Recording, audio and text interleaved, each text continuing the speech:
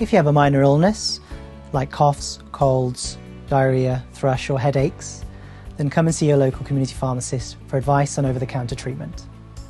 You don't need to make an appointment, and it can save you time as you do not have to contact your GP practice. Most minor illnesses can be treated with rest, plenty of fluids and over-the-counter medicines, and I can help you self-care and manage your symptoms. Community pharmacists have an extensive knowledge of medicines, how they work, how you take them, and how they might affect you. As a community pharmacist, I am part of the primary care team. If you have any issues concerning medication or common ailments, then your primary choice is to go and see the community pharmacist.